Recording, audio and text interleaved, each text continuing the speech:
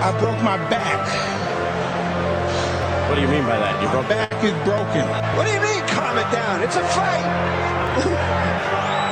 Referees telling two fighters who want to fight to calm it down?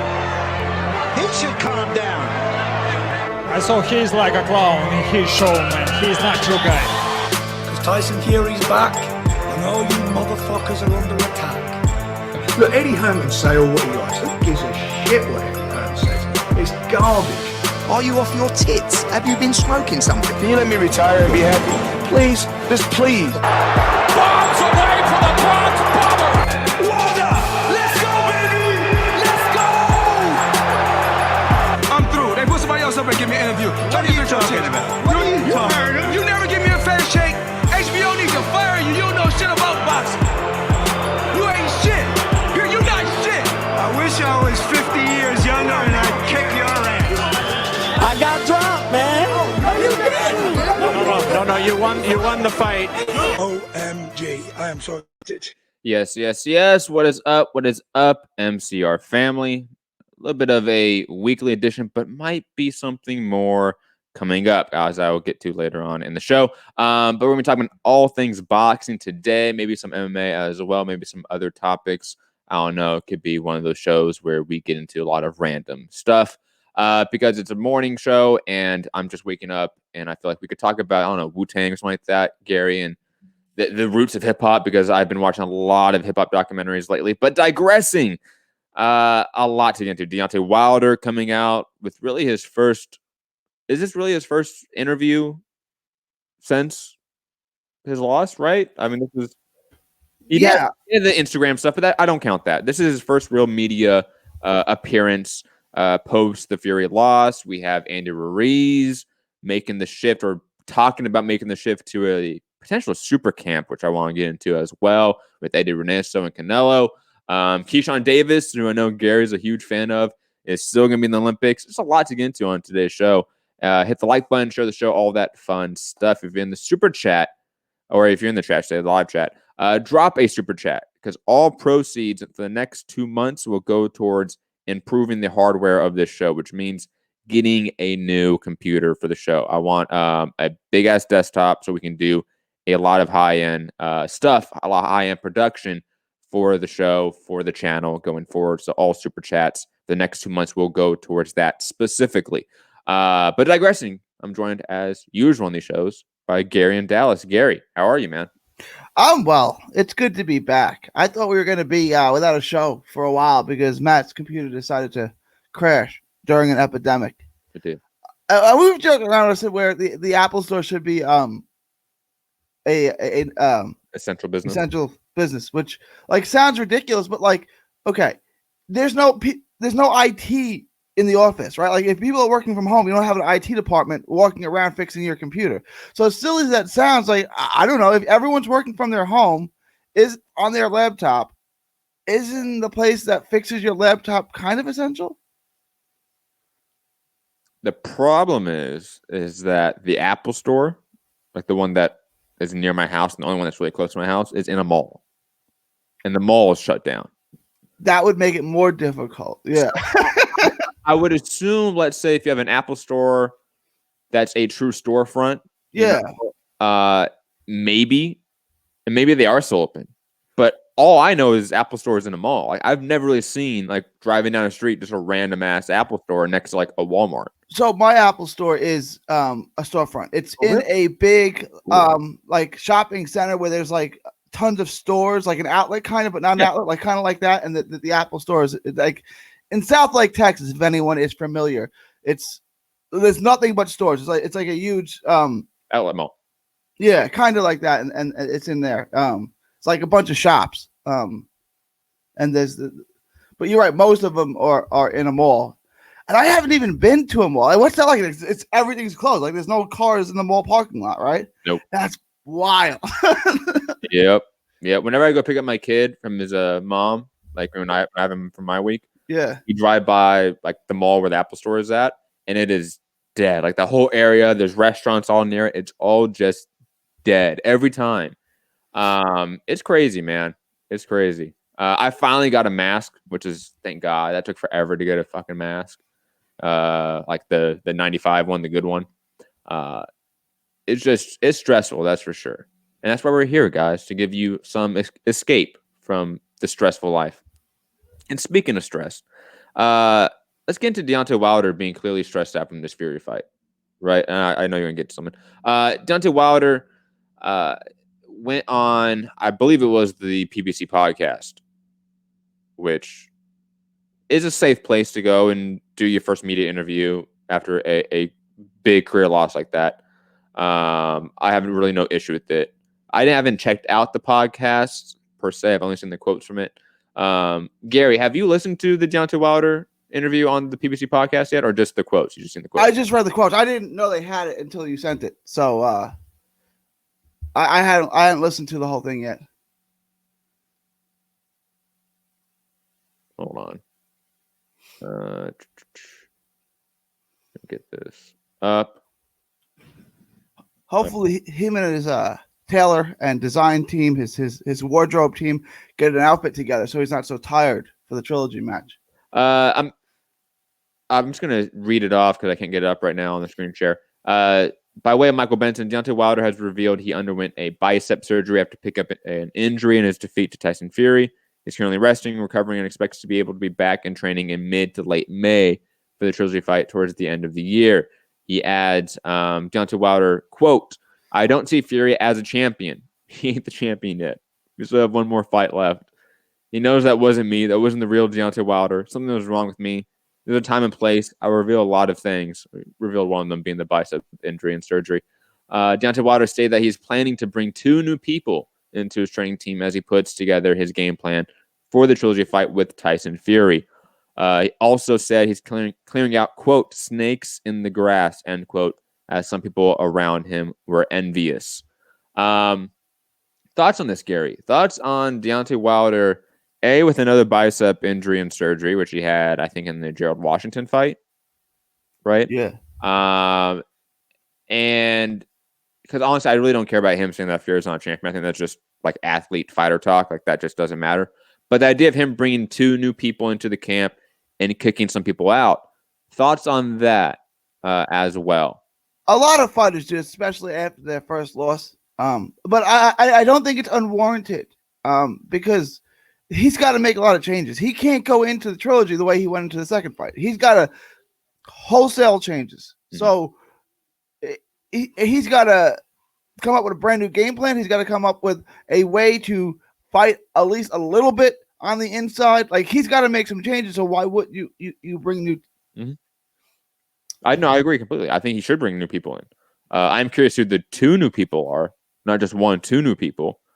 I'm also wondering what capacity they will both be in. I don't think both are going to be like head coach, head trainer material. I think one's probably going to be a good cut man or something to that effect, right? Bring in like a Stitch Duran and then someone else, right?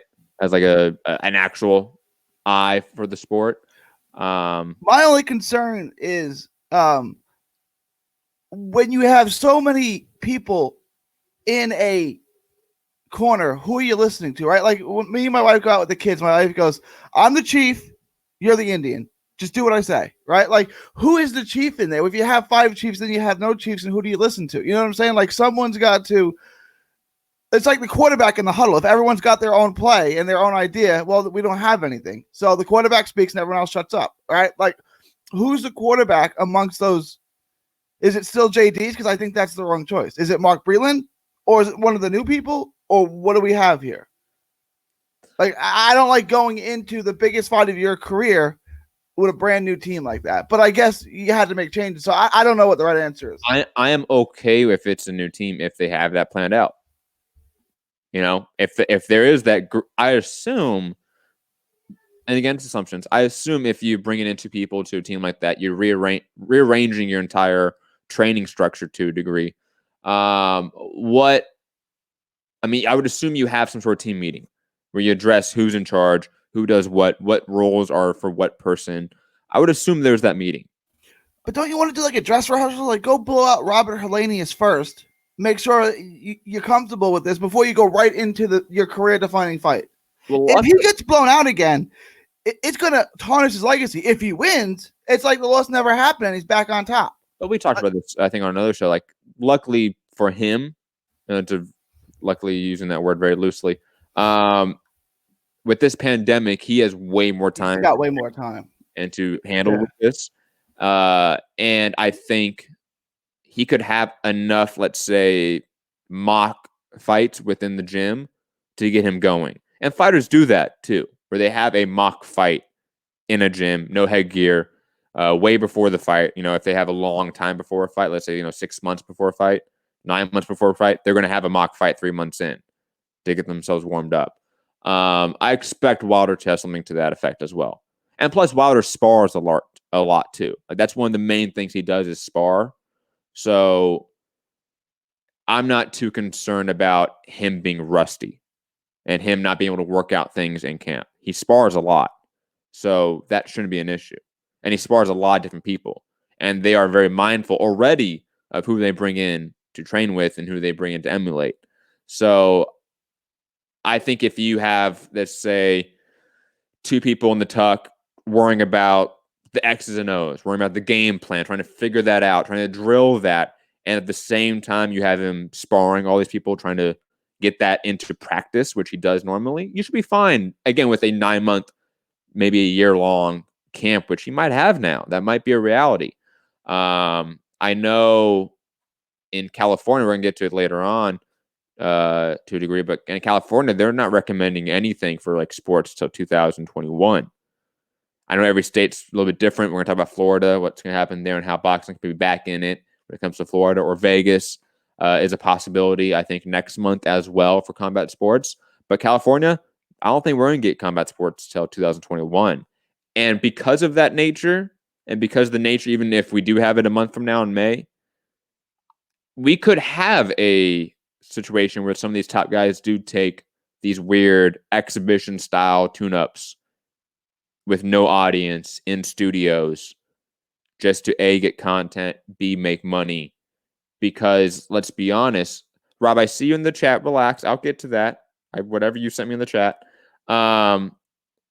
Regardless of these big fights and us wanting them, they're not going to make as much money with no crowd, with no attendance, etc. So I would not be surprised to see certain big fights be pushed off until things are truly back to normal 14 months from now, when we do have a vaccine and we can be relatively safe as a populace.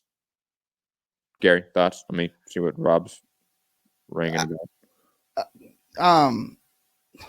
We're gonna have to.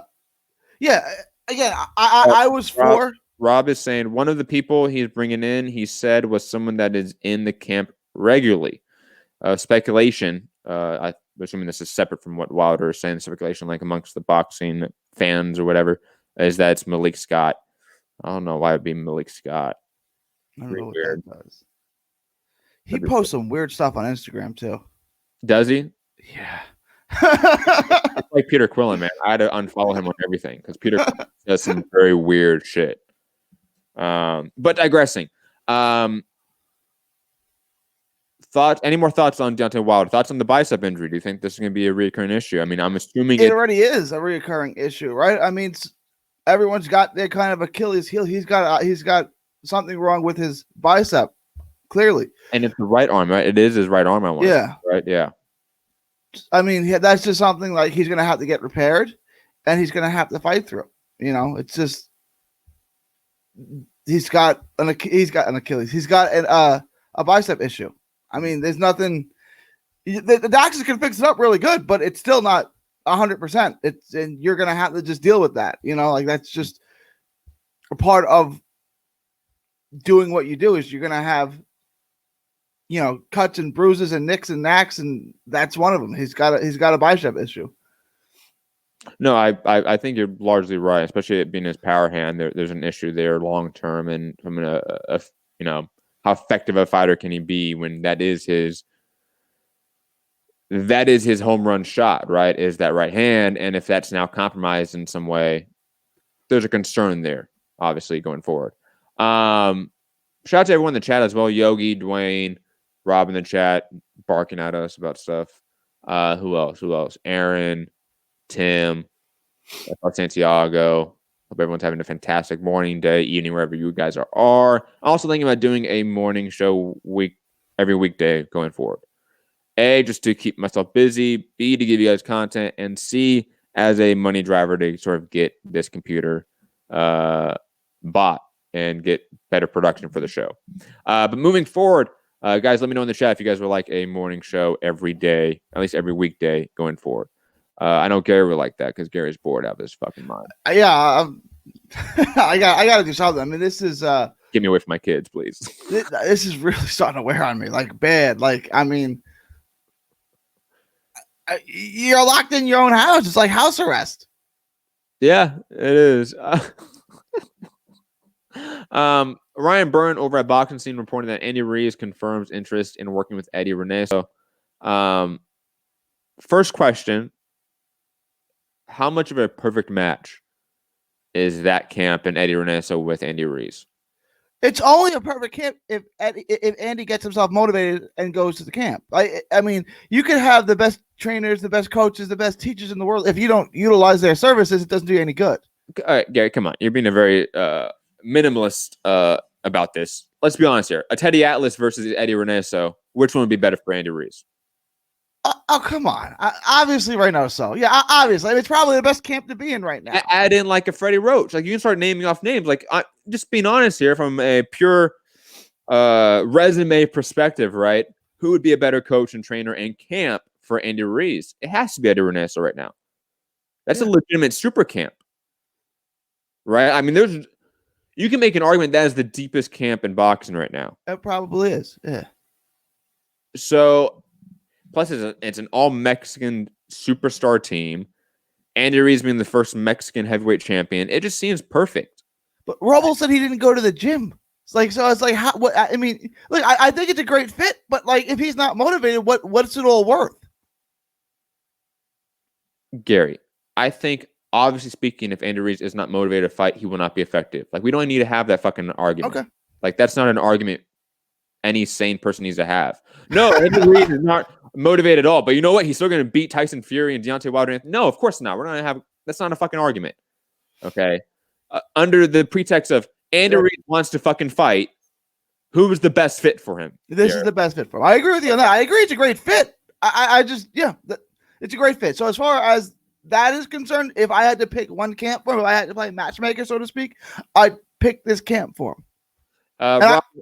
Rob in the chat saying it's local too, right? San Diego. I think their camp is in San Diego. Yeah. And I will say this: we saw a guy in Ryan Garcia who I think we all had issues with. We all had criticisms of. We all thought he was potentially a hype job. Look at what that camp has done for him. It's turned not his entire career around, but it's turned his hype back to what it was 3 or 4 years ago. I could see a motivated Andy Ruiz with that camp turn into a fucking monster. I think being around Canelo is good for him, right? That he's got the biggest name and the best fighter in the world right next to him, working his tail off. That speaks well. You know, it's like having Kobe Bryant. If you don't work hard, when you have that guy who's the richest, biggest name in the sport working his tail off, like there's something wrong with you. You know what I'm saying? So it's good to have Canelo in your camp because if he's working, there's no reason for you not to be working. Agree completely. And plus, you have, would it be the two biggest Mexican boxing stars in the same camp? The only other one is Chavez Jr. just because of name value, right? Like I don't know who's the. Hey, we saw the Arizona ticket sales, man. No, they didn't sell well at all. Yeah, in a Mexican populated area. So I guess it is. Although Chavez Jr. keeps getting these big fights based on his name value, but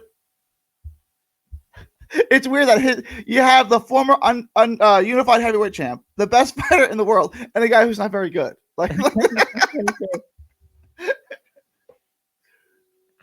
oh my god, that picture of him and Mickey Rourke would just be in my brain. The look on his face of like, what are you doing here?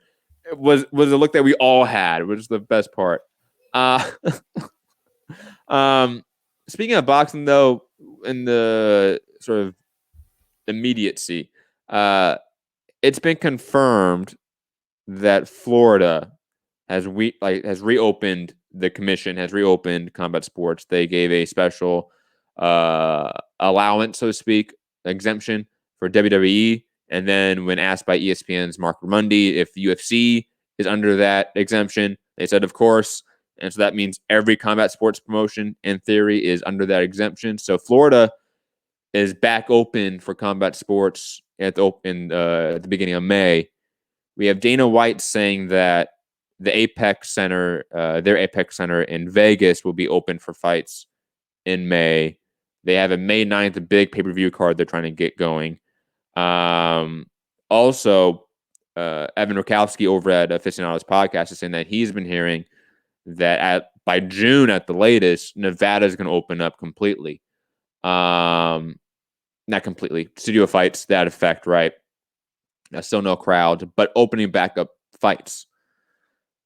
Gary, thoughts on combat sports potentially in the next couple weeks getting back to some level of normalcy and having events again?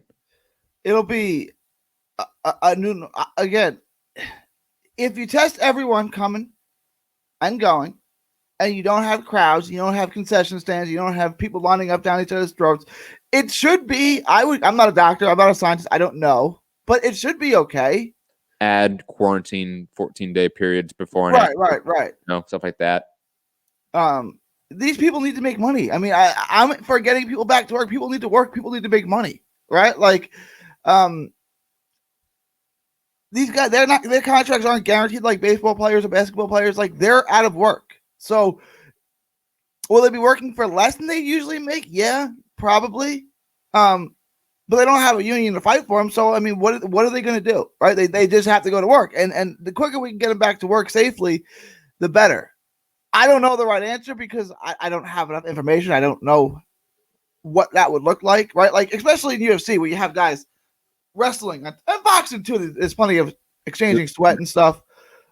I'm not a scientist. You're definitely not social distancing. Right. You know what I'm saying? Like, anyone there would be under the, I was going to use the word threat, but that would be risk, under the risk of infection. 100%, because there's no social distancing. You're going to get at least over 50 people in these venues trying to work it. Camera crews, fighters, and trainers, commissions. Like, you're going to get over that 50-person mark at least, which I think was the CDC mark, right? It was the 50-person. I think it was the CDC. I will say this. I understand the plight of an independent contractor because, look, I'm an independent contractor. I understand completely. Like, I lost a lot of gigs that I had lined up because this end of the year for photographer, graduation, man, make bank. Weddings, you make bank. You know, like certain things, you just make money at this time of the year in the spring and the summertime. That's gone. So I get it. I 100% get the idea, like trying to make money, trying to make ends meet. And the current infrastructure to keep everyone afloat may not be there.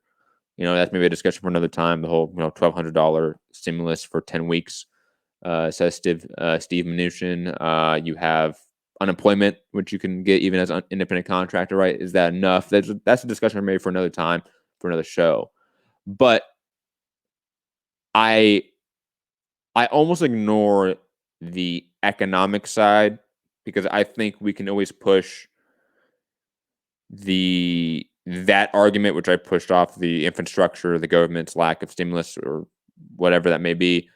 We can always push that to be better, in my opinion, and to support independent contractors, support people overall. But we can't bring back people that die. We can't bring back people that are on ventilators per se right now because of the way the system is taxed. So I'm pretty extreme with my perspective of we should shut a lot of stuff down, and that's fine. The societal costs or benefit of shutting shit down is better and outweighs the economic costs for individuals and as a whole. That's my opinion on it. I understand that people want to get things going back in a month and start making money. I get that. Trust me. As somebody that is losing money every fucking day during this pandemic, I get it. Trust me. But I also have parents and grandparents and a kid. And I think about what would happen if, let's say, they do hold an event with no crowd in LA. But media is allowed to be credentialed. Should I go? Do I have to go to get views, to make money, to, get a gig? Or do I risk infecting my grandma, my parents, my son? You start thinking about that, and then thinking about it as a whole, the exponential risk that you could have, that if I infect 3 people, who could they infect? And that, cascading effect, I think it's just better to just shut shit down. I'll be honest. That's my perspective. Maybe it's... I don't think you'll have that issue. I think ESPN will be commentating from in studio remotely, and I don't think they're going to have, they'll have a ringside photographer, they'll have the camera crew, and that's it. I don't think you're going to have, a media row upon media row there. I don't think anytime soon. But look, this is a time not to be selfish. So take me out of it. Have fucking empathy. Think about those fighters' kids, those fighters' parents, those fighters' grandparents. The TV guy, the camera guy's parents. There are people, at least a dozen people in that arena that then could affect another dozen people, that then could affect another 24 people. Like, it becomes such a cascading risk. Why do this? We are literally in a state where tens of thousands of people have died in this country. We're at over 500,000 cases. Like, let's just be smart here. Like, let's not kill more people off. And plus, we've already had, and within our community, within the MMA and combat sports community, we've already had people passed. So, why keep risking it, in my mind? To make a quick buck? And let's be honest here, Gary. The undercard fighters that really need that check, they're not the ones going to get on these studio cards. No, you're right. The names that everyone wants to see are going to be the ones that are back. Because if you're a promoter, you're not going to, just for those who maybe not understand why, those undercard guys make their money off of selling local tickets. That's how they make their money, period. So if you're a local undercard guy, you're not going to be getting on these studio cards because your way of making money is to sell tickets. You can't do that anymore. They don't need you. They're going to be small cards of the top names fighting tune-ups. Do we need these top earners to make a bunch of money still? For UFC, maybe there's another discussion about the lack of pay, and that's a different element and elephant completely. But in boxing, these top earners can be fine for a year. Let's be honest about it. They're all making over 200 grand at least. The top earners, the top 5 guys in every weight class, probably making over 200 grand a year. They're good, except for maybe the low weight classes, of course. I mean, we've seen what happened with Anthony Yard, and his entire family has basically passed away tragically. Let's not do this. My paisan Angelo Rotelli, who's literally his entire family passed away. Yeah. Him, his mother, and his sister. I don't see why we need to do this. I get that some guys are hurting for money, but those guys, they're not going to be the ones that benefit from this Frankenstein's monster of boxing or MMA in May or June or July that we might see. But regardless of what I think should happen, I think we're still going to see these events. Like, that's just how, unless you see a ESPN or Disney come in like they did for this last UFC event and said, shut it down. They told Dana White to shut it down. Unless you see that again, the networks come in and tell Bob Arum to shut it down. DAZN tells Eddie Hearn to shut it down. You're going to see some of these promoters definitely try to get events going in the next 2 months. Absolutely.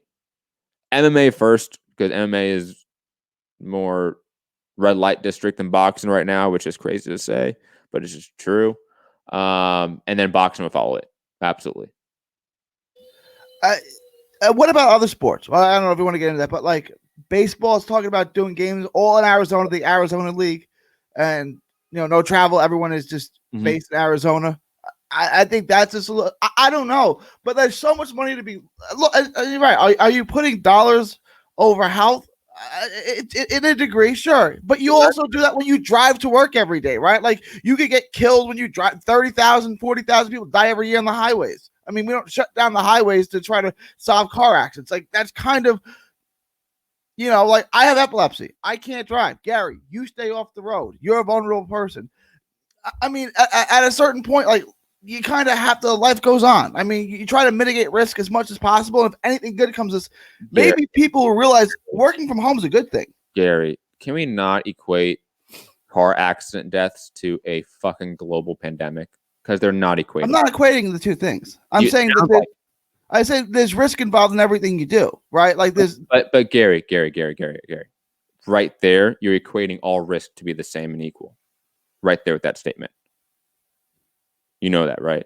The way you're structuring that, you're equating risk. Okay, I'm equating. I mean, you could say I'm equating. I didn't say that you have an equal chance of being hit by a car. You didn't say that right, but in effect you are. And I think that people listening would probably agree with me on that you're equating these things, and they're not equatable at all. And on top of that, Gary, the risk you have to other people and the exponential risk that causes is far different than cars. And you and I are at least logical enough to understand that you have this 14-day window where you have no symptoms, and the amount of people you can pass it along to in that 14 days, and the amount of people they can pass it along to in those 14 days that they have, it's so exponentially different than getting into a random car accident. And hold on, I've thrown out the door as you're talking. By the way, because I have to sign something right now. Next topic is going to be your boy Dan Rayfield. So if you want to get into that as well, go for it. Okay. Matt's got a package here. Let's see. And I wasn't equating it. I wasn't saying the risk of driving and the risk of catching a virus are the same thing. I was just saying, you know, you risk whatever. I don't want to get tied up in that. So we're going to get into Dan Rayfield. And I have some thoughts on this. I've met Dan Rayfield many times. I've talked to him many times. I'm not a huge fan of Dan Rayfield. I don't like to see anyone lose their job. I'm not happy to see him be let go or released or whatever. Contrary to that, he's got quite a resume. He'll be able to get another job. I don't think he's good at his job. Okay. I don't wish the guy personal ill will. I don't think he's particularly good at his job. And he's the guy that covers my sport on the worldwide leader in sports. So it's just like, do you want the coach of your favorite team to get fired? Well, does he suck? He kind of sucks. So again, I don't want the guy to be out of work. I don't want the guy. I guess he has. He won't be out. Let's be honest. That was what I'm saying. And he's made a lot of money in the last 20 years of being the ESPN reporter. He's good.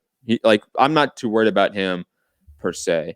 He's good financially. He's not good at his job. So let's clarify what good is. I mean, I think it's better than a lot of people. Obviously speaking, is he the best? No, he should be, right? Like he should be, because he's got the best job in the sport. Well, especially for the longest time he did, right? I think you can maybe make the argument nowadays that he doesn't have per se the best job because ESPN doesn't put a lot of money and resources into their boxing department, while other outlets, like let's say The Athletic right now, has put a ton of money into their combat sports departments. So, you know, like guys like Lance Pugmire, Mike Coppinger, maybe they're in a better position right now than Dan Rayfield was at ESPN. You can maybe make that argument. But digressing, I feel bad for anyone losing the job. Like, that's sad. Like, that's unfortunate. I agree with you that I don't think Dan Rayfield was particularly the best journalist or reporter in the game. I thought he was decent. I thought he was fine. But like the thing is, like, he's going to get picked up easily. That's what I was saying. He'll have another job by the end of the week. Yeah, you have that clout, so to speak. You know, you have that amount of people that follow you. In media, you're fine. You got that blue check mark next to your name, and you have 200,000, 300,000 followers on Twitter. That's most than a lot of fighters. Dan Rayfield is bigger, metaphorically speaking, and literally speaking, than a lot of big name fighters, actually. So yeah, he's fine. I'll be honest. I'm not too worried about the guy. I don't want to bash the guy personally. I'm saying I've had many interactions with him. I've been at many fights. You know what's funny is that I've been around him a ton, right? Never talked to him in my life. Never wanted to, really. But then again, I'm super antisocial.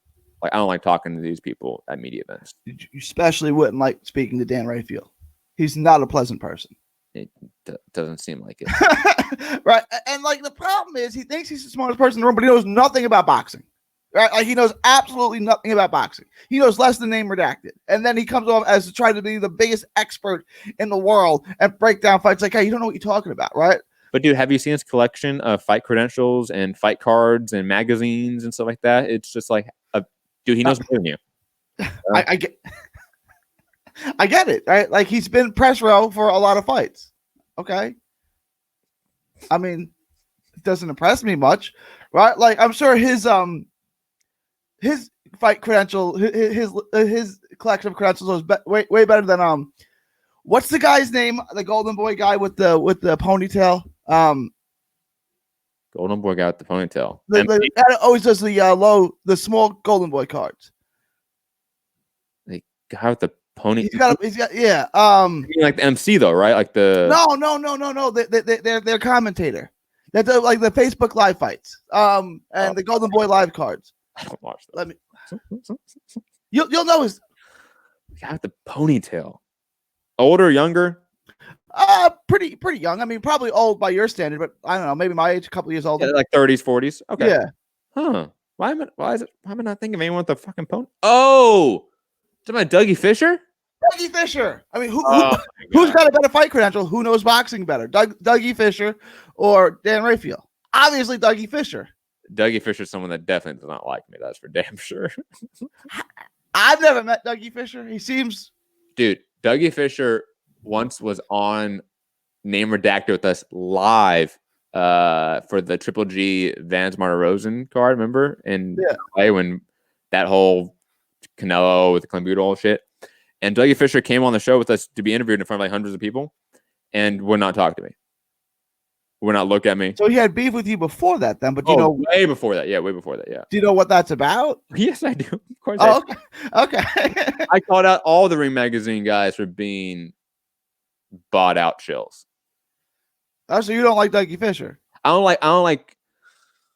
Do you think Dougie Fisher's good at his job? Do you think he knows boxing inside and out? I mean, I think his boxing takes are fine. I just think he's a asshole. You know? I don't know him personally. I don't get the same vibe from him that I get from Dan Rayfield. Oh man, Dougie Fisher stick up his ass, bro, for sure. Yeah. Oh my god, bro. Because you have him, Steve Kim, Michael Montero, like that whole clique, and they all think they're back at Bayside High School. Okay. That's what they think. Literally, like they think they're the coolest shit. Like if they had Lettermans, they would be wearing them around.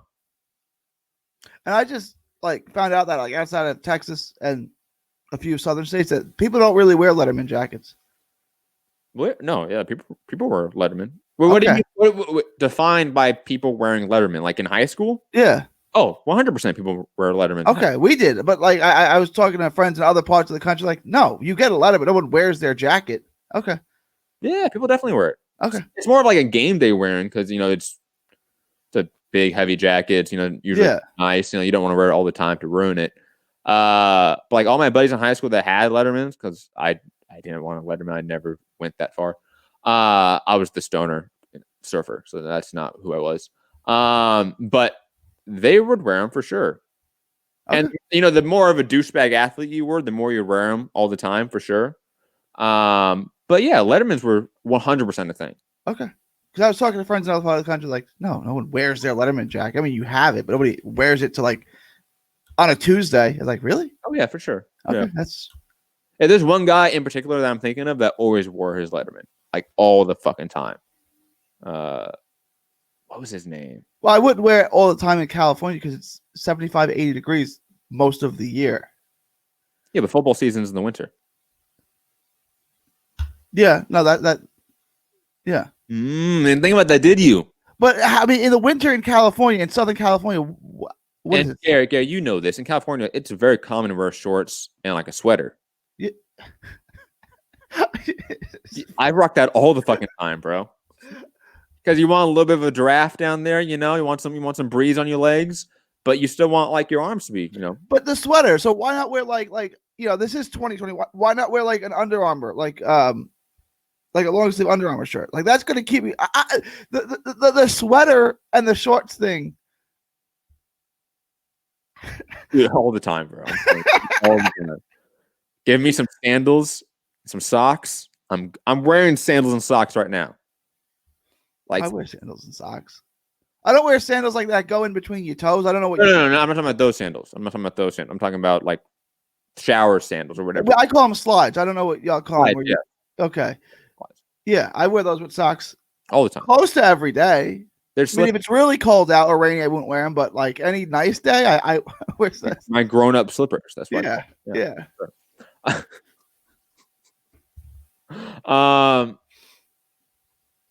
Santiago, Gary, you should ask Matt when I do and don't wear my jacket. Dude, Santiago wears his jacket when it's like 90 degrees out, bro. It's insane. Santiago is one of those aliens, I'm telling you. The dude's ability to handle heat and hot weather is just unnatural. Yeah. I can handle heat because I live in Texas, all right? In the summer, it'll be 110 degrees. The cold, though, if it's under 55, nah, pass. I'm staying inside the house. Like, if I can't wear shorts outside, pass. Wait, sorry. If I can't wear shorts, mean it's too hot or it's too cold? Too cold to wear shorts. I'm not going outside.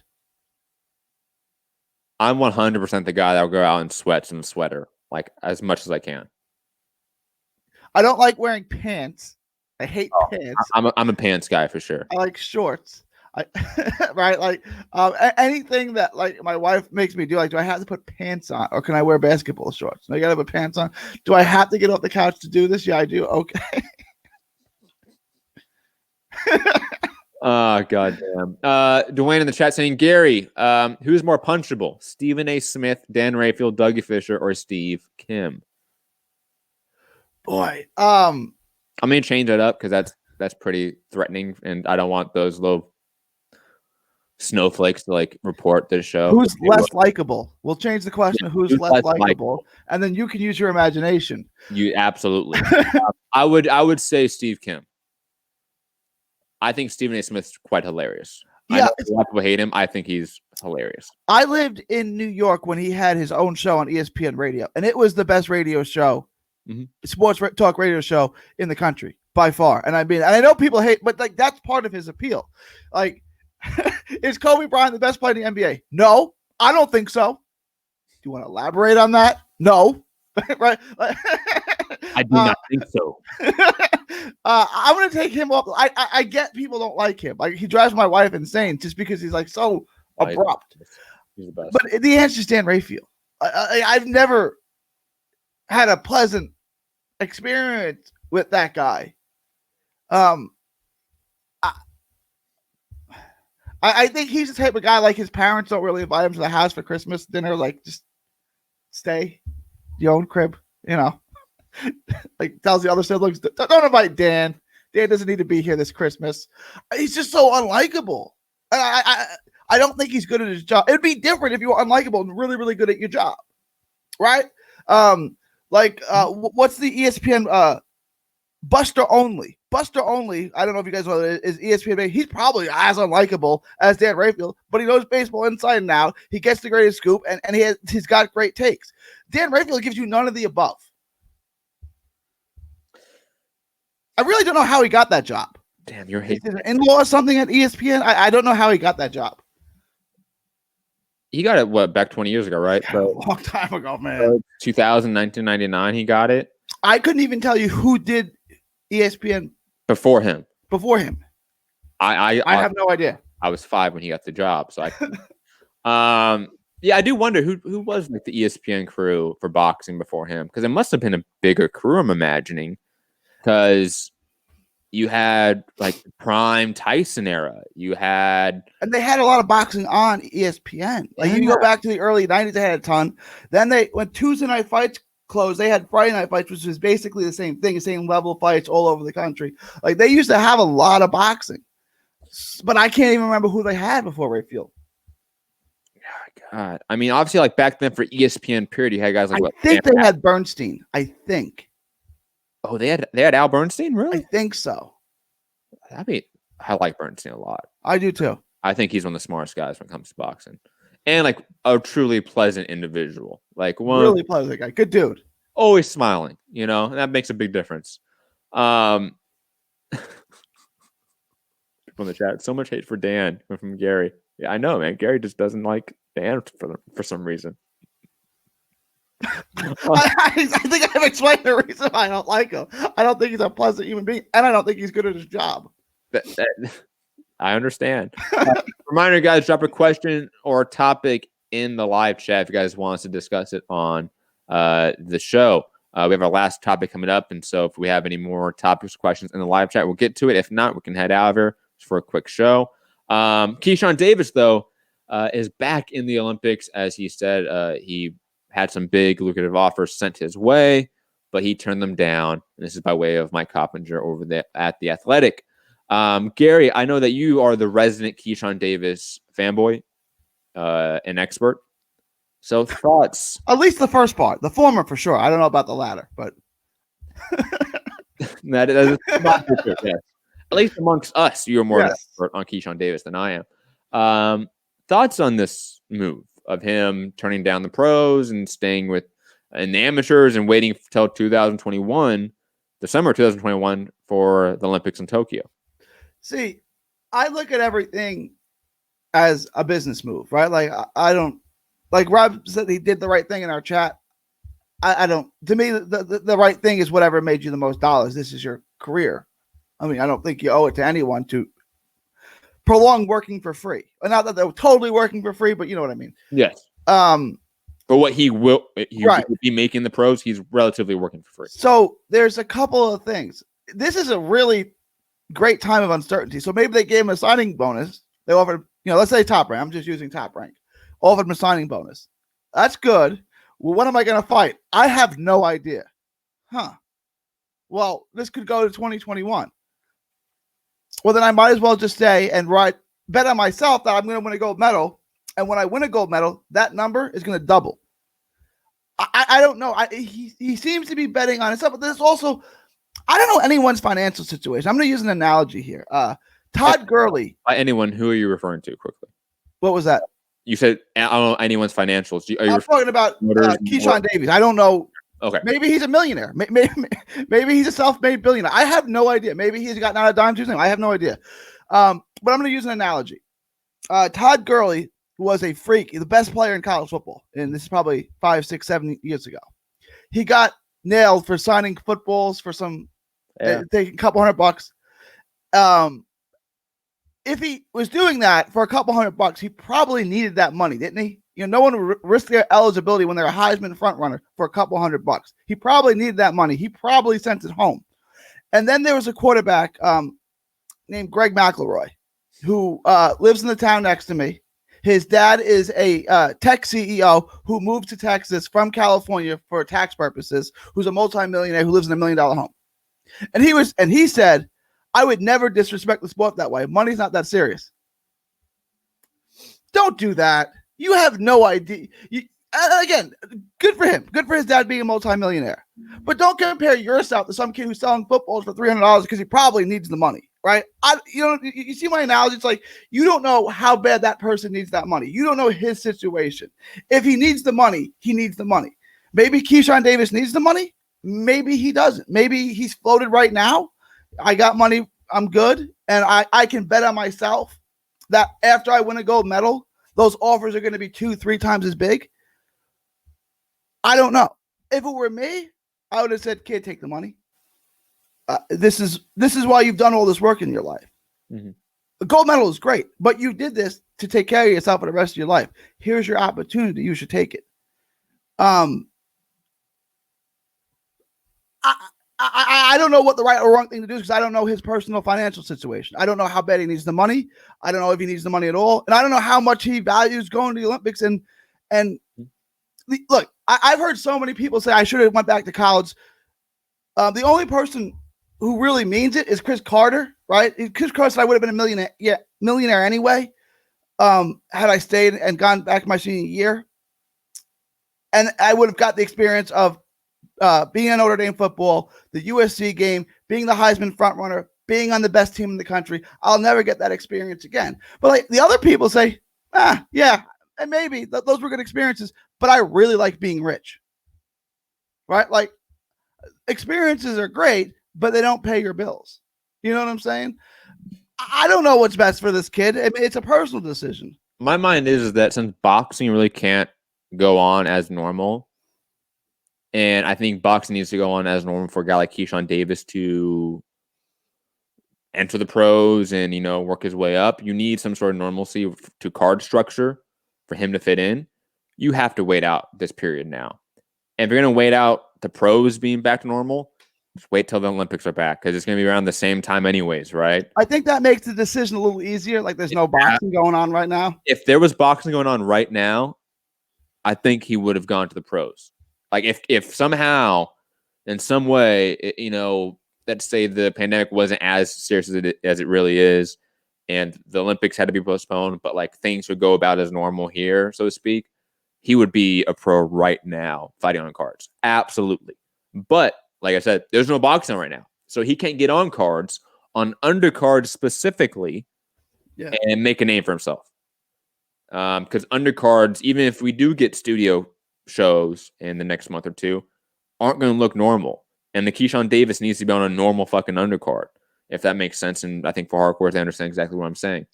What would you have done, Matt, if you were Keyshawn Davis? Exactly what he's doing right now. I think he made the right decision. When we talked about it a few months ago, right, when it was just the Olympics being postponed, the thought was boxing could still keep chugging along to a degree. That's not happening anymore. And I think that's why the opinion has shifted to, no, I'm going to stay in the amateurs, go for the gold. And even if I don't get the gold, let's say I get a silver or a bronze, that still ups my value to some degree, sure. Right? I think the timing of it actually works out for him to stay with the Olympic program and stay in the amateurs for one more season, so to speak. If that wasn't happening, I would think he should have been a pro, but that's not the case.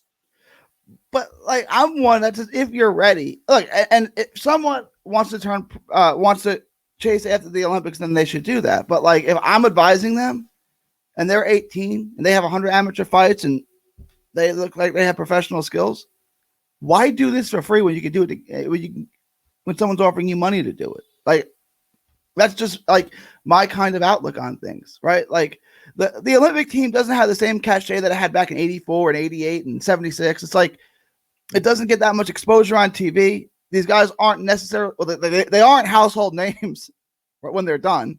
Right? Like, you can go back and look at the 88 team, Meldrick Taylor, the 84 team, Meldrick Taylor, Pernell Whitaker, Vander Holyfield, Terrell Biggs, Mark. You can name all the guys that were on the team.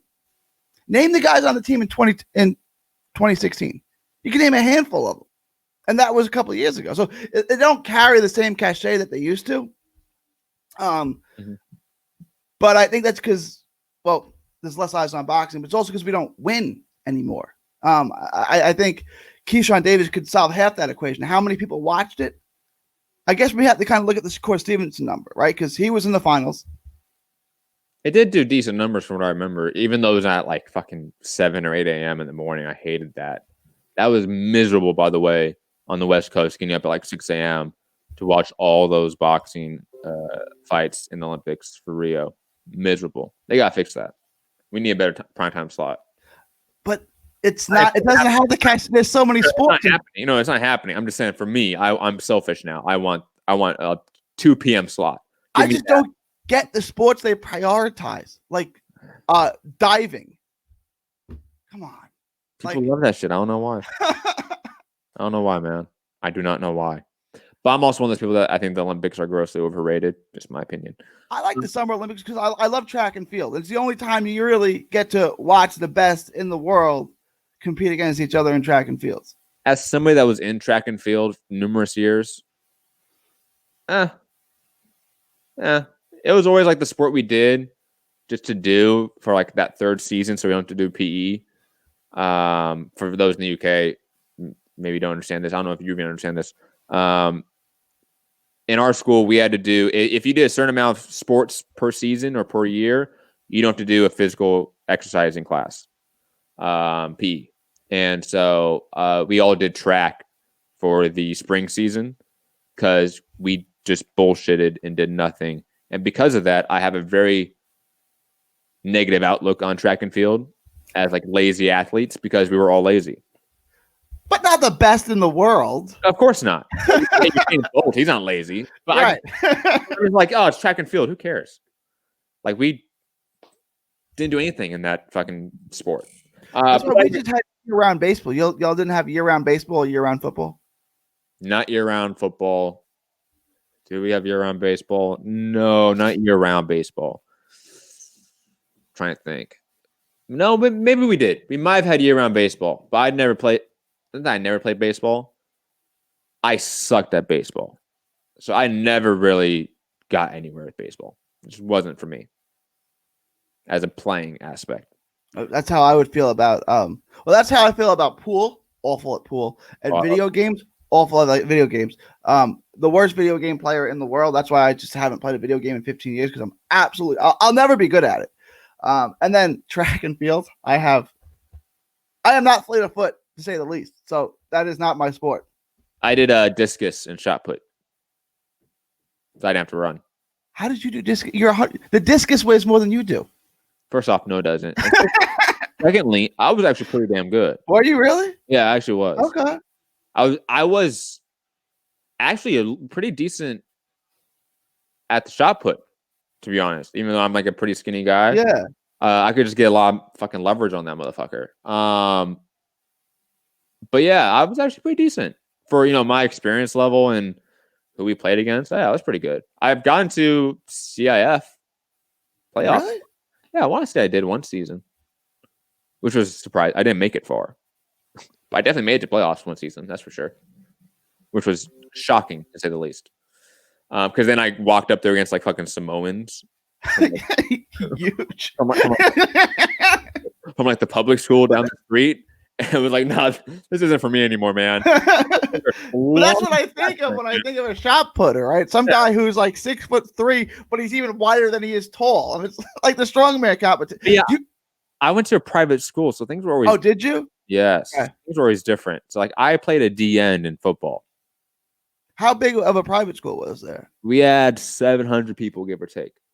In the whole school, the graduating class? Whole school. Oh, the whole school. Okay. High school, yeah. So about 150, 200 people in the graduating class. Yeah, our class was maybe like 100. We had a small class. Was it a boys' school or was it co-ed? Co-ed. Okay. It wasn't Catholic. It wasn't Okay. Catholic, thank God. But we always played, like, for some reason, our athletic director was a fucking asshole. And he made us play like D1 and D2 and D3 schools when we were like a D19. Like we weren't good. So we were playing like Mayfair and like Bosco and like Lakewood High School and Pauley. Like we're playing all the big schools, right? We're driving up all the way to like San Maria by the bay and playing them. Like we played all the big fucking schools and they destroyed us. That's why I got so many injuries and concussions. What's the purpose, especially in a contact sport like football? Dude. Like in baseball, you lose 22-0. Like you don't really get hurt doing it. It's just you might hurt your ego, right? But dude, I remember one time we went up to play San Maria, which is like a 6 fucking hour drive, right? We took on the bus. Miserable. Okay. And I think we came back with 15 people out. Yeah. For the like season. that's why, like in football, like even in the college level, you have the Division I, and then you have the FCS, which is like, okay, like if you guys play Florida, you're gonna get hurt, so don't do that, right? Like if you play Alabama, you're all gonna get really hurt, so let's just play yourselves, right? Like you're still D1 athletes, but like, we're gonna take care of you here. Yeah. Like in basketball, you just lose. In football, you get physically hurt. Like people get seriously injured. Dude, it was a kickoff return, right? I was on the return team. I was front line. Okay. This motherfucker must have been like 6'5", okay? He comes charging up at me and he just fucking bulldozes me, right? His hand was so big, it smashed my shoulder. It broke my clavicle bone and dislocated my shoulder on first impact. Okay. It was just not, no, it was not. Right. And then like when I was, I guess, right before I moved back to Texas, so I guess it was about 26, 27, I was playing in a hardball league. Yeah. Right. I hadn't played competitive baseball since my freshman year of college, since I was like 19. Like, okay, I mean, it's baseball. It's like riding a bike. I can do this. So I go into the league, and it's in New York City. So there's like a bunch of Dominican kids straight from the Dominican Republic, not even kids, like in their 30s, who like didn't make the major leagues, throwing 88-mile-per-hour splitters and stuff in the dirt. It's like, okay, I couldn't hit this when I was 19. I definitely can't hit it now. But you just strike out and go 0 for 4. Nobody gets hurt, right? But you see the difference between. That's why in football you kind of have to play to your level. And basically, you just go 0 for 4 and look bad. Yeah, the athletic director got fired. Like I think my junior year he was fired because we had like awful season after awful season. We were like 2-8, 2-10, something like that. Like it was not good. Fun times. Digressing, let's get to the chat because they have some fun topics and questions.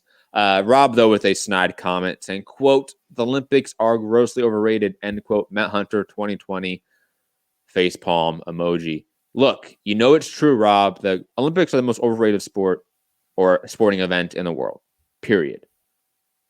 Like, I can list at least 10 sporting events that are better than the Olympics. Like, and not even that, like, they're exponentially more exciting. Like, give me the World Cup over the Olympics anytime. Any fucking time. World Series. Super Bowl. Even like the AFC conference games are. Oh, like, those for sure. Those are the second and third highest rated games on the Super Bowl. Those are better than the fucking Olympics.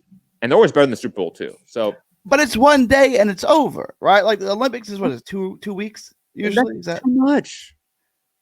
I don't care about all that shit.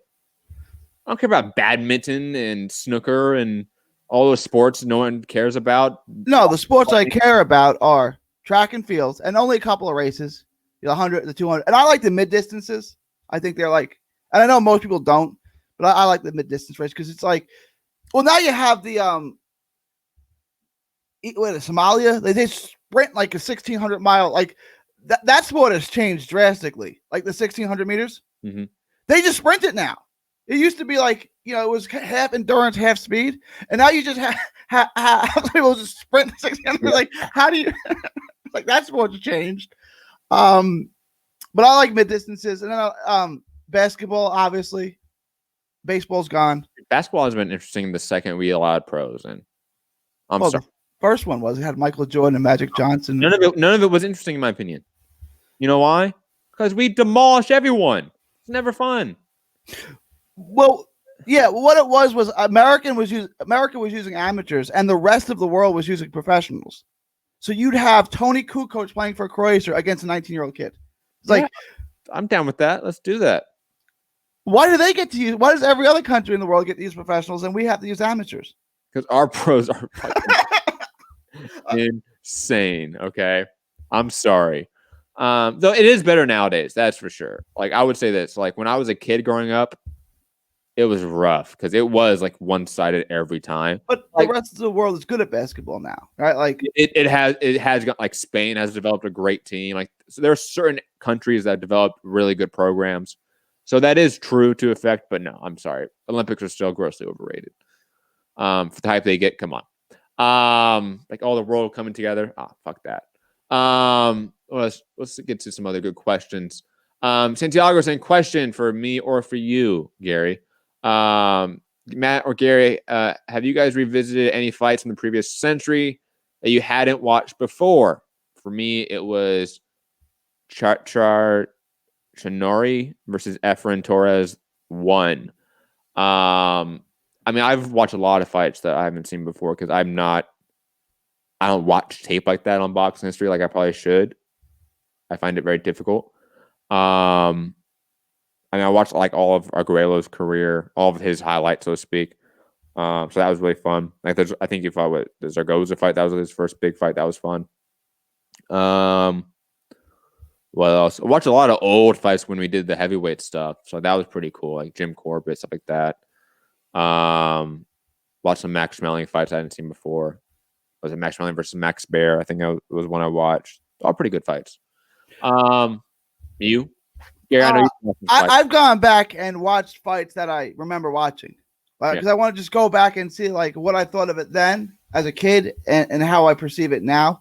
But like Santiago's given me a lot of the flyweight fights, which go back, Santiago, if you want to leave that list in this chat, guys. There are some great fights which got no publicity. Like now, there's streaming services and you can get these fights.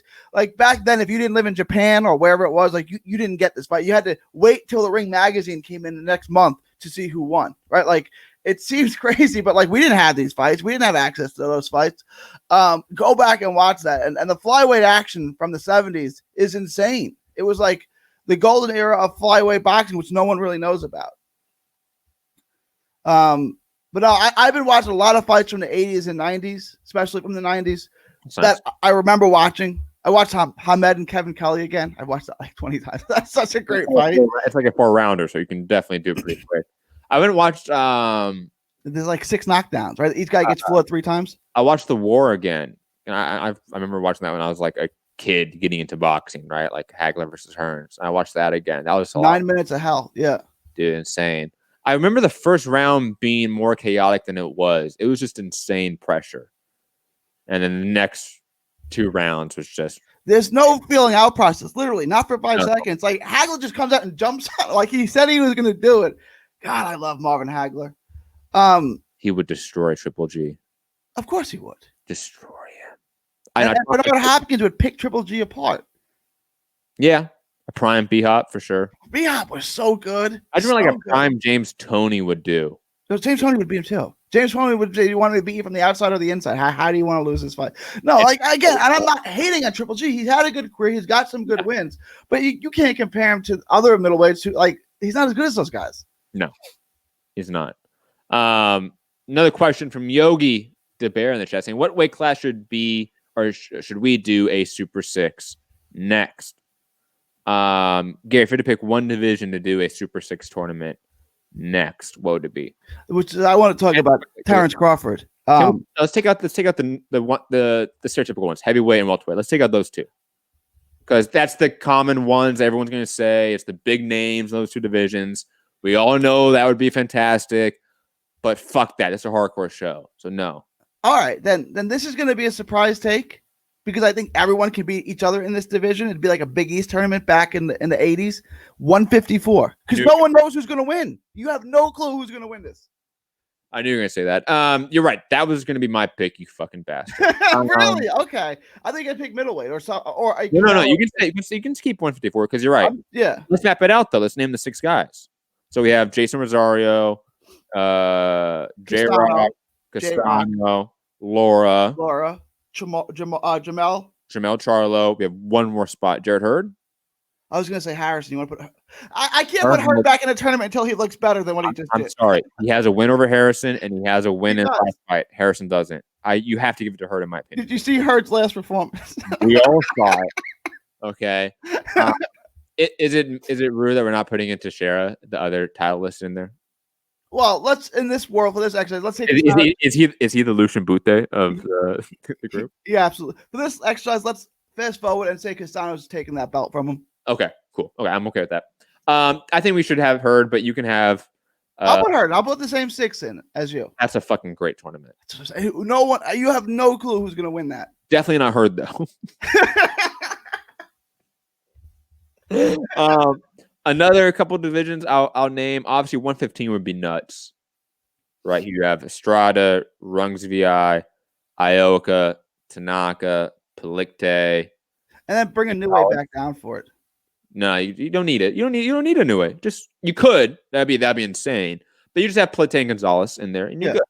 You're good. That's a great fucking tournament. 126 would be great as well. You have Gary Russell, Josh Warrington, Shakur Stevenson, Shu Shan, King Tug. We need one more. What am I missing? Who am I forgetting? You said Susan. I said Susan. I said Susan. You said King Tug. Yes. Warrington, Russell, Oh, Kid Galahad. But Kid Galahad. Yeah. That's a great tournament as well. 135 would be a sneaky great I tournament. want to deal with all the young kids, with all the young talent at 135. Do you throw Javante in there too? Because he's just young by default. Yeah. I was including Javante, Devin, Hector Tanahara, Ryan Garcia. Put all those guys in it. Put all the young guys in it. Add Loma just for the legacy. What? If you add Loma just for the legacy, that tournament's insane. There's a lot of divisions that would be fantastic for a tournament. Which is why we don't get it. Of course. Let me see. Santiago saying whichever weight class Julio Cesar Martinez is in. Yeah, that's true. That guy needs to be in a tournament for sure. He can move up to 115 and be in that tournament. Yogi with another question saying, should ESPN stay in boxing or move on? I feel they do bad matchmaking. Let the fighters go to DAZN or Fox/Showtime. Gary, you want to answer this question? Well, they're the biggest. They have the most money, so I would say no. Stay with boxing.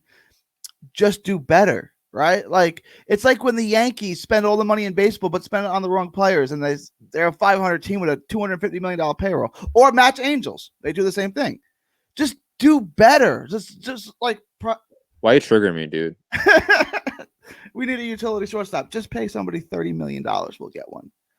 Anyone. Just pay $30 million. No, I don't think ESPN should leave boxing. I think they should just do better. And, they've been internally fixing things at ESPN because they are terrible at ESPN. No offense. But they have Top Rank. They have a ton of money. So I wouldn't say get rid of it. Just do it better. Prioritize it. They have Frank Warren stable as well, to an effect. I will say this. Because of the way the market is structured right now and because of all these network exclusive deals that these promoters have to a degree, it becomes very difficult to make fights, especially when Top Rank just doesn't have the best stable like they used to.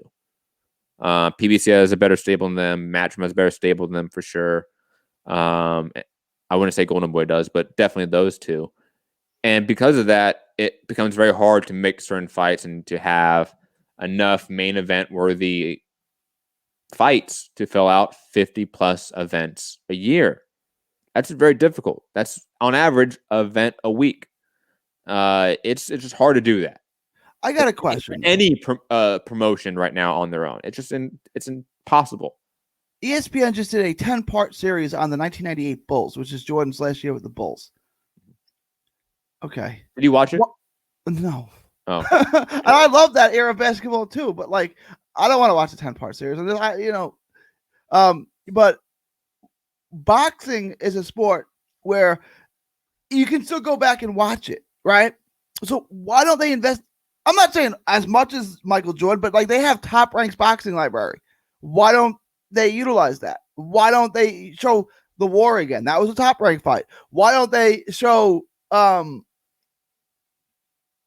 Sugar Ray Leonard fights? Why don't they go and do that and saturate you with classic boxing when they're during this period when there's no live sports? Because classic boxing is much more watchable than classic baseball.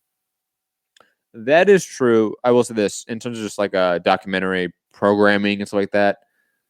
There's a lot you can do with Top Rank's library. The issue is that in mainstream media, I'm using that term very generally speaking, you can include reporters and outlets like that, New York Times and stuff, or networks like ESPN. They don't view combat sports in a way that would lean those corporations, lean those institutions to give resources to that sort of content. It is so rare. That's why we have 1,000 Ali documentaries and not really a ton on the war.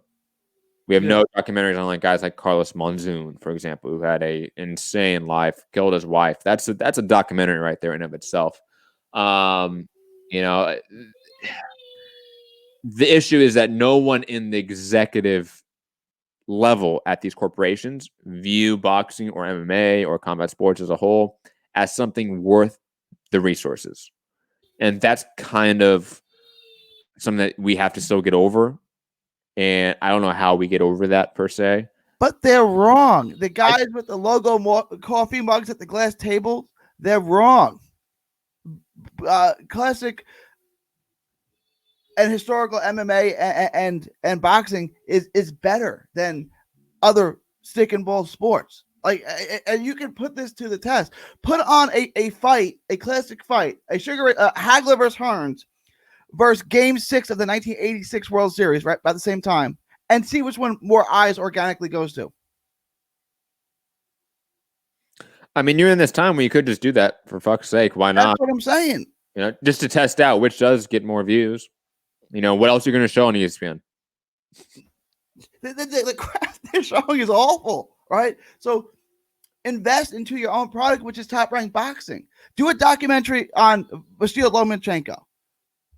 You got to have enough footage on him at this point. Like, put something together on Loma, right? He's from a war-torn country. He's got out of that. He said he learned how to box to put away the sounds of war. Like, put something together on Lomachenko. He's one of your big products in boxing.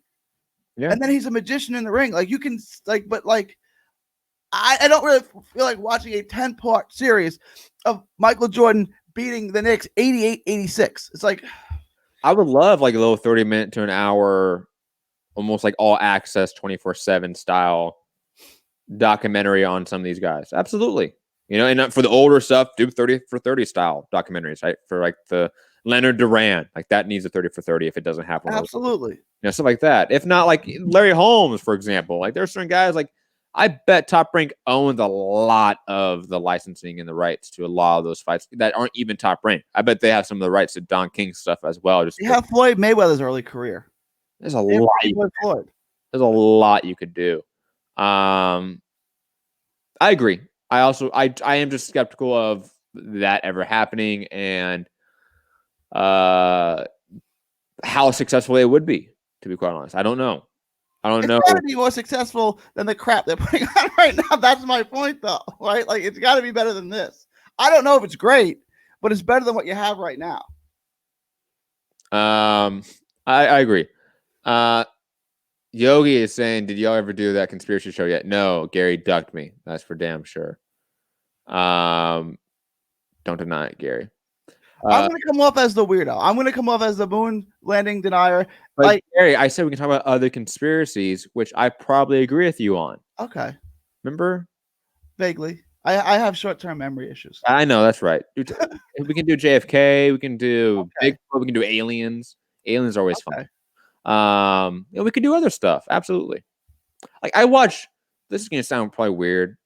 I watch Ancient Aliens just for the laughs. And then like the 5% of like information you can kind of get from it. Yeah. But like it's fun to watch. I love conspiracy stuff. I don't look down on it unless it's like lizard people. Like that's just like a little bit too much for me. Let's be a little bit rational. There's not a race of lizard men living under the Arizona desert waiting to unleash a revolution. That's just not happening. Run the world. Yeah. Or that they actually run the world. No, that's just not happening. Let's be honest here. There are a lot of machinations that lead to oligarchs ruling the world. It's not lizard people. No, it's actual like flesh and bone people. Yeah. Agreed. You know, that just happens. Yogi is saying Chris Cyborg talking going to boxing. Is that a good idea? No, it's not. Maybe for a quick payday because she's at the end of her career. Probably. I can see that because she's honestly towards the end of her career. She wants a quick payday against like Clarissa Shields or Brackus or Katie Taylor. Yeah, why not go for it? What weight is Chris Cyborg? 145. Oh, she's little. Okay. Well, yeah. But because she's 145, that leads to some variance in potential matchups because she could be at 147 in boxing to fight Brackus. She could just jump up to 154 and fight Shields. She could go and fight Katie Taylor in a catch weight. You know, there's a lot of big fights for her potentially if she was to do that. And again, she's at the end of her career. If she wants a big money fight, I remember she went into Muay Thai and had a big money fight there, relatively speaking, to Muay Thai against like the best Muay Thai women's boxer, and she lost. So I could see her doing the same thing in boxing for sure. Would you be interested in a Chris Cyborg fight in boxing as some sort of crossover super fight at all? I mean, at this point, I'd be interested in anything. No, I mean, sure, yeah. I mean, is she good at boxing? Is that her natural? Yeah, she's a striker. Okay. She sparred. You can find this online. Go on YouTube after the show. Watch her and Clarissa Shields spar. Shields is far bigger than her, Right? especially back then. Yeah. Like 168, 160 back then. But there's video of them sparring together. You know, it's kind of like when Loma sparred TJ Dillashaw, who was the champion at the time. It's kind of similar to that. You know, you can tell they're decent. You know, they would be a club level guy probably. What happened to Dillashaw fighting Tank Davis? What happened to that? Dillashaw got knocked out and then tested positive for EPO. And also type in TJ Dillashaw fat on Google Images. Does he blow up? Is he Ricky Fatten? Dude, man, it was insane. I've never seen it before. And it was like day and night, too, how fast he blew up. But yeah, you should definitely do that. Matthew in the chat saying, agree with Matt, Olympics are going downhill fast. Matt, he's also asking, Matt, what about Olympic boxing? I like Olympic boxing. That's fine. But I'm not going to be shouting from the rooftops that, yay, Olympics, generally speaking, you know. Would you rather have like what baseball has? But baseball's not in the Olympics anymore, but every 4 years they have the World Baseball Classic. Would you rather have that for boxing, where it's its own event on an off year where the best amateur fighters in the world all represent their country and fight in the tournament? And it's like prime time on like ESPN Plus or DAZN? Absolutely. Yeah. Yes. I would like that better too. Absolutely. Yogi saying World Cup and Olympics are the same. First off, no, they're not. I don't know if it's like, I think in terms of comment. I think it means in terms of like atmosphere, in terms of like hype or whatever it may be, how good it is. They're not. World Cup is significantly better than the Olympics. Yeah. Like, and I'm not a football fan. Like, I'm not a guy that sits there and watch football or soccer. But the World Cup's insane. I love that shit. I'll watch that anytime. Love is, it's okay. It's watchable. It's better than hockey. It's better than golf. It's watchable. Have you been to Europe during a World Cup? No, never during a World Cup. No, the crazy part is you don't even have to be like at the venue. Just be in a bar in Europe during a World Cup. It is insane. It is nuts. I recommend doing it for sure. But digressing. People saying like swimming and track. No, that's all bullshit.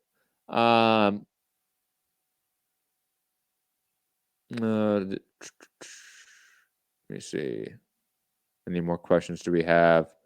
People arguing about Olympic sport, one better. Question from Santiago. Gary, what do you think of the weight classes in MMA, UFC compared to boxing? Like where the limit is to how they're spaced apart. Brief rundown. Heavyweight is 206 to 265. There's a cap on heavyweight. Light heavyweight is 205. Middleweight is 185. Welterweight is 170. Lightweight's 155. And then it goes by 10s from there. So you get featherweight at 145, bantamweight at 135, flyweight at 125, etc. And then obviously, boxing. There are too many weight classes in boxing. Can we agree on that? Like, you don't need all of these weight classes. Absolutely. You don't need 17, it's 17, right? 17 weight classes. Yeah. You could probably do 12 or 13 and just space them out a little more. I think that the right answer is a happy medium in between what boxing has and what MMA has. Now, boxing, there's so much history in like the number in 160, in 147, right? In 135. But like just change it around. Like instead of having 126 and 130, just have 128 and then go from 128. And instead of having 135 and 140, go to 137, right? Like you don't need all of these weight classes. It's too many weight classes. Like 12 or 13 weight classes, I think, is probably about the right number. 17 is too many. And some of those 20-pound jumps that you were talking about, like you said, 205 and then 185, that's too big of a jump. That's a big jump. It is. That's a big jump. So, like, the right answer is somewhere in the middle. There are too many weight classes in professional boxing. Way too many. You don't need 17 weight classes. Like, especially at the smaller weight classes. 105, 108, 112, 150. Just like have like 3 weight classes. Have like 106, 112, and 118. And that's it. That's 3 weight classes instead of 5. I agree. Let me see, what else do we have? Okay, here we go. Santiago saying, Matt, Leonard, Duran do have a 30 for 30. No Moss. I've not seen it. I was just watching the new, relatively new Duran documentary because I bought that on YouTube the other day. Really good. I got through like half of it. I think it's just called Duran. There's a Leonard Duran 30 for 30? I want to watch this now. Yeah, I'll go check it out because I have ESPN Plus. I should be able to have it, right? So I'll go check it out.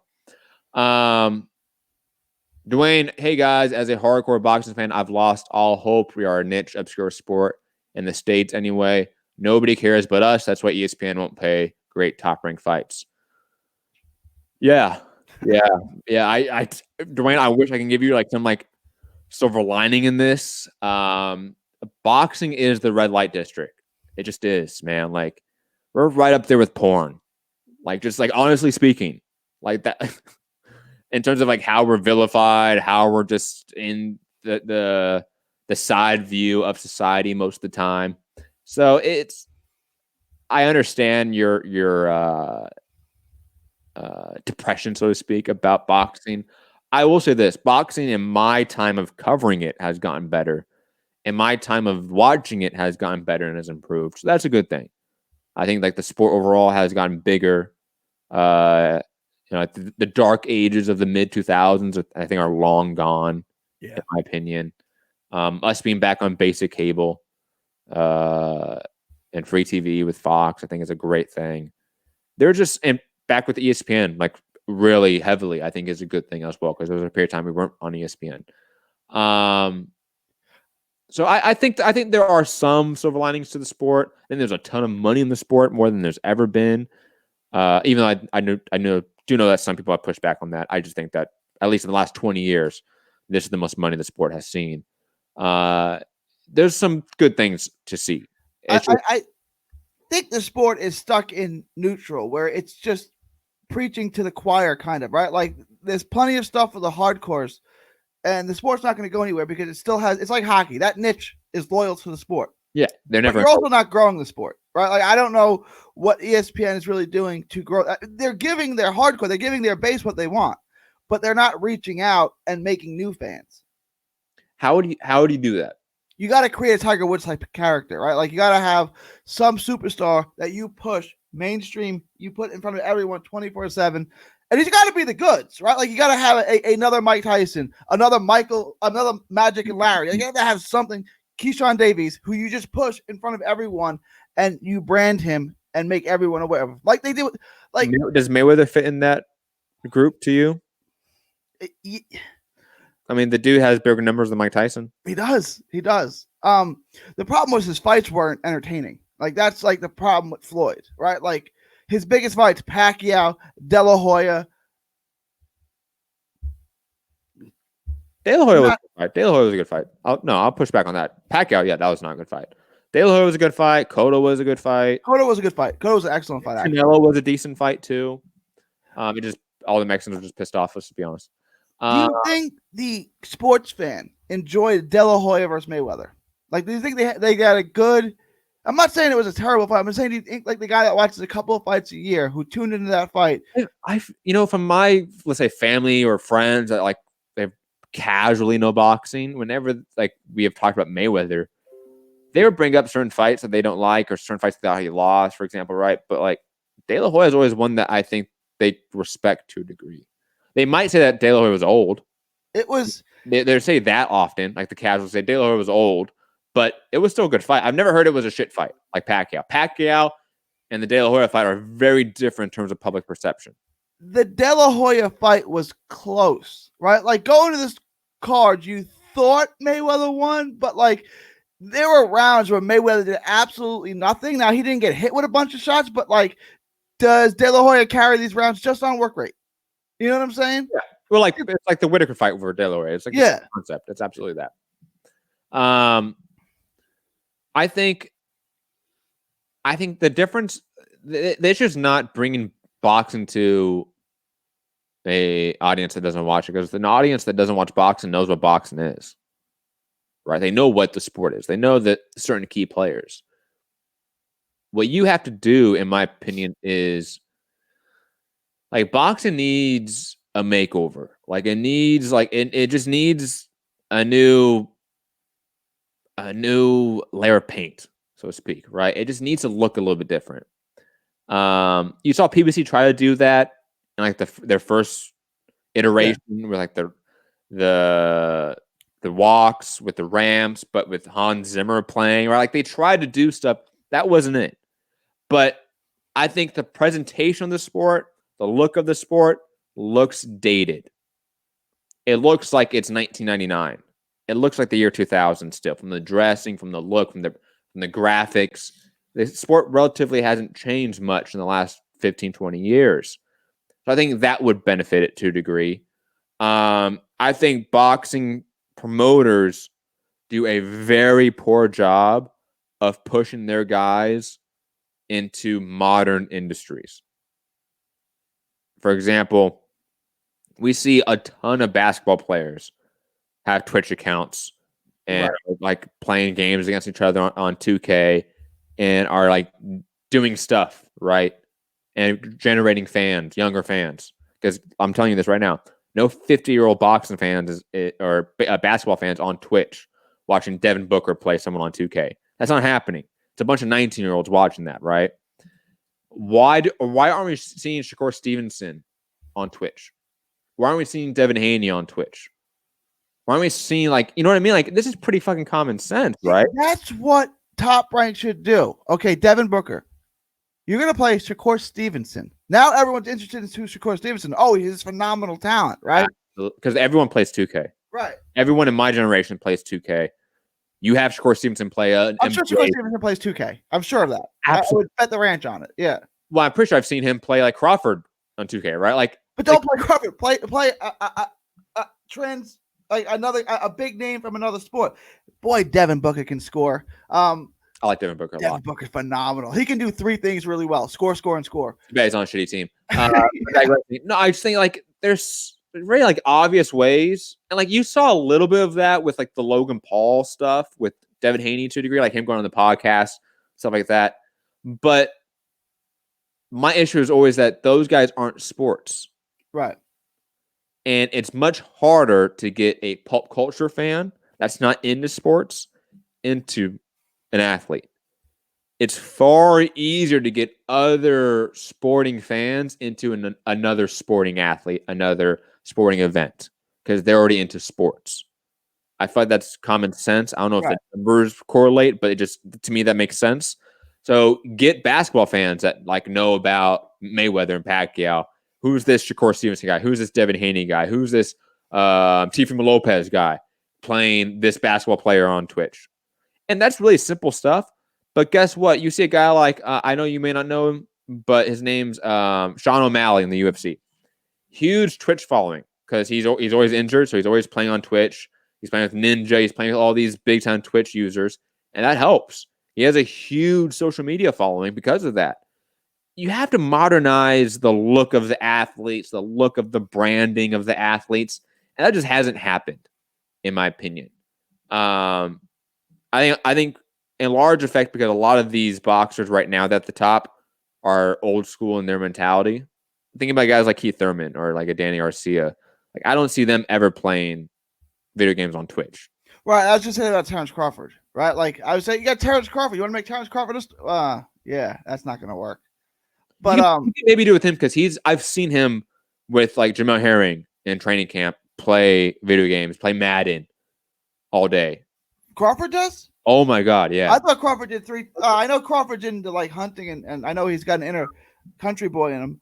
He does do that as well. You can put him on hunting shows, get that audience, get the Joe Rogan hunting audience. Because even though he's on Joe Rogan's podcast, put him on a hunting show. I mean, just do out of the lines shit to promote your fighters and promote them to a younger, newer generation of the public. Because the same old honestly, media, the same old look is not working anymore. That's what I would do. Let me see what else we have. Matthew D'Souza saying, "What's your conspiracy theory on Epstein?" I mean, the dude was obviously killed. Let's be honest. That's not even. I mean, that was done in. The dude was like 6 feet tall, and the bed was like 5'10", and he hung himself. Like, stop! Like,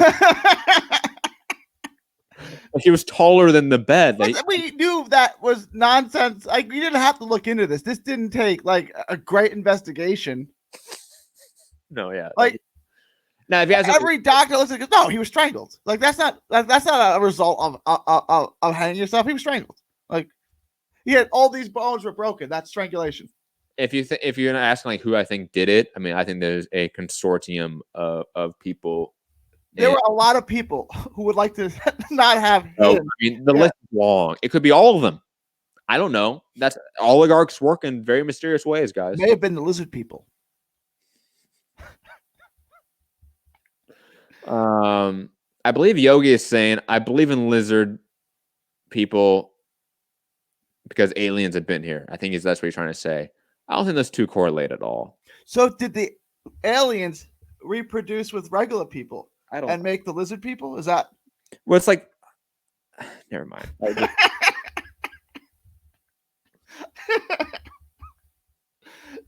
I'll be very shocked when we do see like the first aliens if they are like humanoid in some way. I'll be shocked.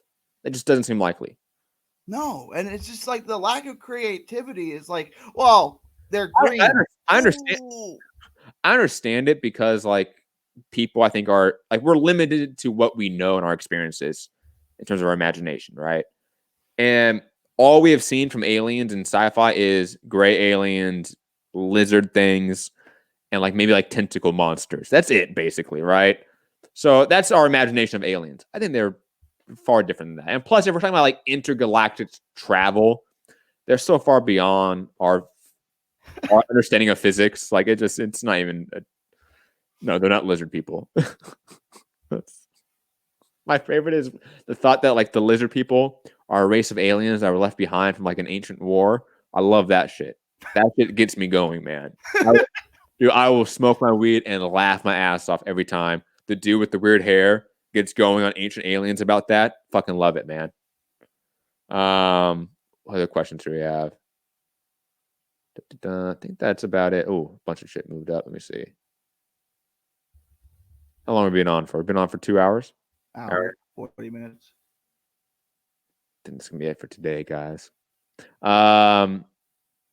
Leave a comment down below, please, if you guys want to do a morning show like this daily, or at least every weekday going forward. We got no super chats this time. I'm hoping we do, because the hope of doing this is that we raise money to get better equipment for the show. I want this show to be as bitchin' as possible, to look like the best YouTube show there is. And we just need better hardware. I'm doing off of a laptop. I need a desktop. There's certain things I just need. So guys, patreon.com/Mixed Combat Radio. Obviously super chats, all that fun stuff. Help support the channel. And that's gonna be it for today's show. Gary. Let me turn this down. It's super loud. Gary, let the people know where to find you. Find me all forms social media, 3D Boxing, 3D Boxing blog. It's good to be back. We had a little break. It's probably been 4 days since we did a show. So it's good to come back, chop it up. And let us know what y'all want us to talk about. Send ideas to Matt. And, again, during this downtime, I'm down for anything. Reminder, Nothing New podcast. New podcast that me and Anthony Walker did is on all of our podcast platforms, both on Trending Now Network and Mixed Combat Radio. If you want to check that out. We were supposed to record last night, but I had some tech issues. We're going to record hopefully today, breaking down the RZA versus DJ Premier beat battle, which was fucking fantastic. Gary, you got to watch it. It was so good. It was a moment for the culture and for history. What else? We're going to preview what's the best quarantine and chill album, aka Netflix and chill album that's come out during the quarantine. Weekend versus Party Next Door. We're going to talk about 6ix9ine back in music, because he's out of prison now, so he's gonna be back into music. That's hilarious. Etiquette for ghosting.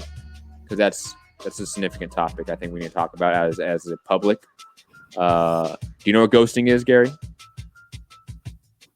I'm sorry, I lost my attention for 2 seconds. I was focusing on the best Quarantine and Chill album, and I spaced out. You understand the concept, right? Of quarantine and chill. Yeah. Okay, just making sure you're picking up. Yeah. You also do you know what ghosting is? I'm curious. Like, well, why don't you explain it? I mean, like disappearing. Like if you're talking to someone, dating someone, and you just cut off communication. Oh. completely. Yeah. Okay. Yeah.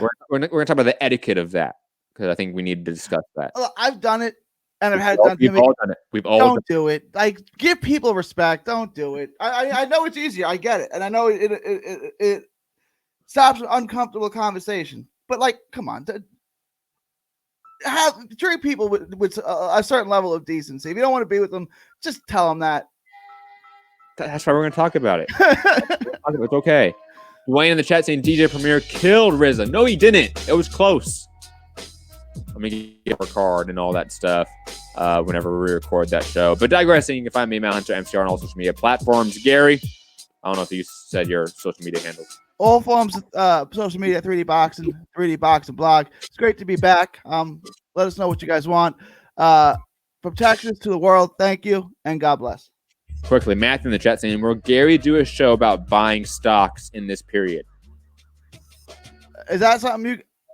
I'm not like literate when it comes to that stuff. I will get on and do a show. There's a lot of legalities in that. This is not a recommendation. You should I'll put a disclaimer in the show. If you're not a qualified investor, you should turn the channel off. But like, I'll talk to you about that. I mean, that's not like, if you start telling people what to do with their money, they can sue you if and when you're wrong. That's true. That's why I would tread lightly. I'm not opposed to it because it's Matt's channel. They're gonna sue him, not me.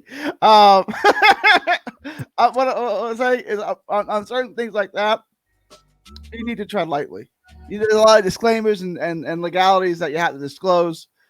These are not recommendations. And then Matt would say these aren't his recommendations, that they're Gary. So if you're going to sue someone, sue him, not me. He doesn't represent. But I'm not opposed to the idea. I'll talk to Matt about it. I can talk stock and markets till the cows come home. So I'm not opposed to it. I can't, but I'm always down to learn. You know me, Gary. I'm always down to sit here and learn. But anyways, guys, have a great evening, night, morning, wherever you are in the world. Peace.